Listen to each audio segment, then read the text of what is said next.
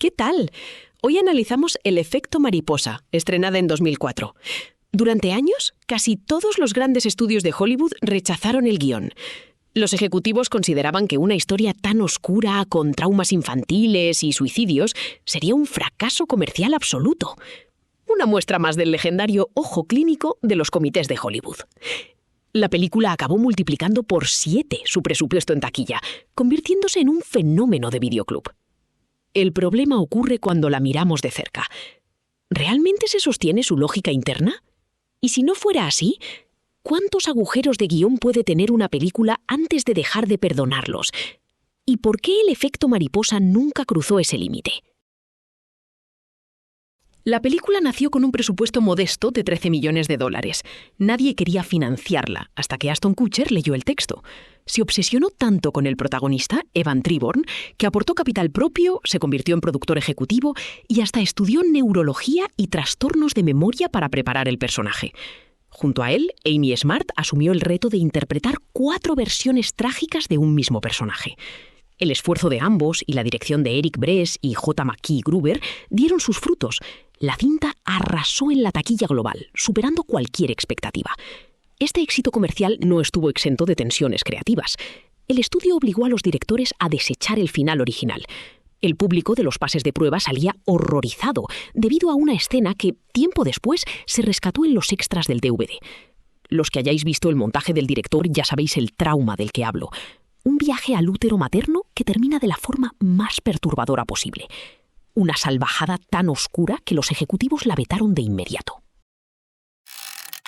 La culpa acumulada por tragedias de la infancia se convierte en una fuerza peligrosa que atormenta al protagonista.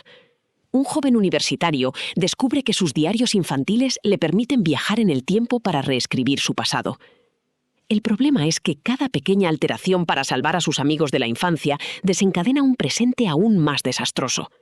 Incluso hay un momento donde el guión decide traicionar su propia regla de oro, que si cambias el pasado, toda la historia se reescribe desde ese momento. Como ocurre en una escena en la prisión, donde el protagonista necesita un milagro instantáneo para convencer a su compañero de celda. Las marcas físicas aparecen de la nada y en tiempo real, haciendo que su compañero caiga de rodillas. Pero el verdadero milagro es la súbita amnesia de los guionistas. El cuerpo del protagonista tendría que haber arrastrado esas consecuencias desde la infancia, no manifestarlas mágicamente años después ante un testigo. La lógica interna de la cinta se sostiene con alfileres, se rompe por completo a cambio de un golpe de efecto dramático.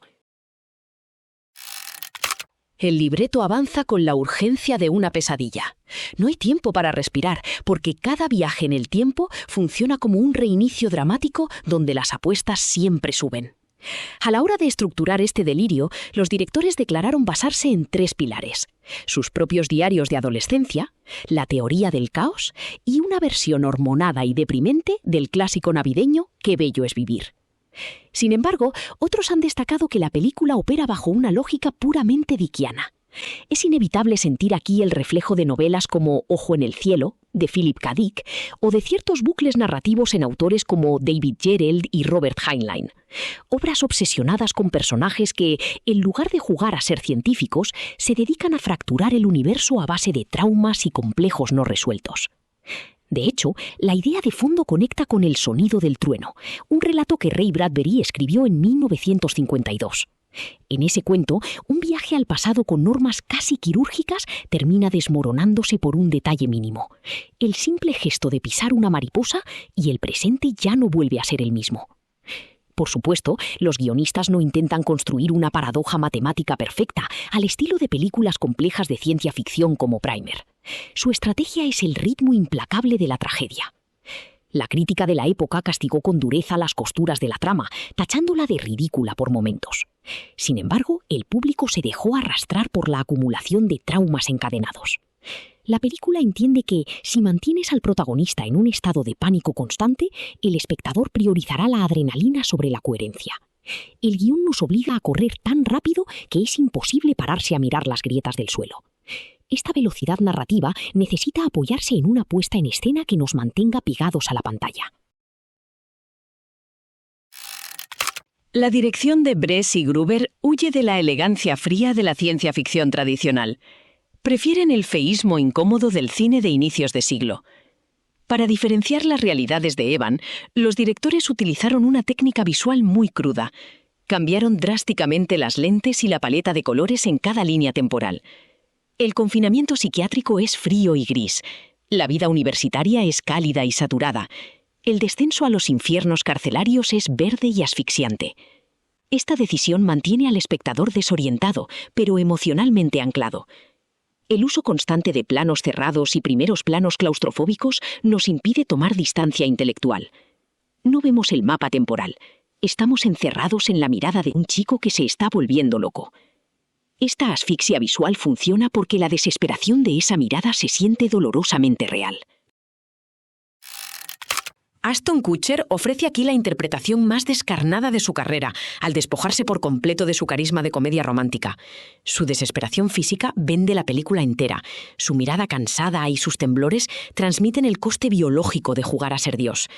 Por su parte, Amy Smart realiza un prodigio actoral al interpretar 4 versiones radicalmente distintas de Kaylee. Pasa de la dulzura universitaria a la crudeza de una drogadicta demacrada, manteniendo siempre un núcleo de dolor común que hace creíble su identidad. Destaca también Elden Jensen como Lenny.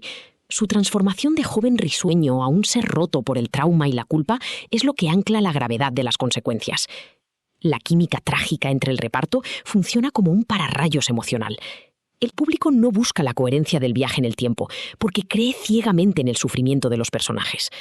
El dolor de este grupo de amigos se impone a cualquier teoría física.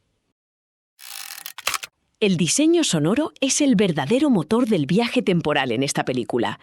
Los realizadores crearon el efecto de los agujeros negros cerebrales mediante un zumbido metálico y agudo, que se intensifica hasta resultar casi físico.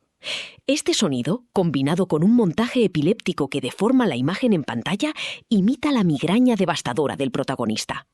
En el rodaje se utilizó una cámara de alta velocidad montada sobre rieles para capturar las transiciones, logrando esa sensación de arrastre violento que sufre la mente de Evan. El espectador experimenta la misma agresión sensorial que destruye el cerebro del personaje. No hay espacio para analizar la lógica de la física cuántica cuando tu propio oído está sufriendo una descarga de tensión.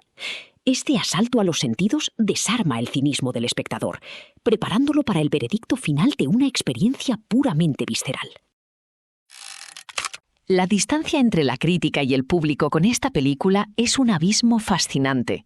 Críticos influyentes de la época, como Roger Ebert, la destrozaron argumentando que su premisa era absurda y su tono de melodrama de terror era ridículo. Sin embargo, en plataformas como IMDb o los foros de Internet de la época, la película se convirtió de inmediato en un clásico de culto. Esta contradicción ocurre porque la crítica la analizó como una obra de ciencia ficción dura, mientras que el público la consumió como un folletín de terror existencial.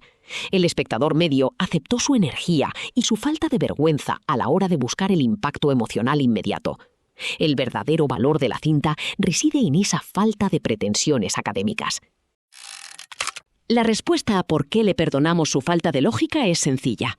La película no trata sobre la física del viaje en el tiempo, sino sobre la inutilidad de intentar arreglar el pasado. Los agujeros de guión son irrelevantes cuando el motor dramático de la historia es una verdad emocional universal, la aceptación de que la vida es imperfecta.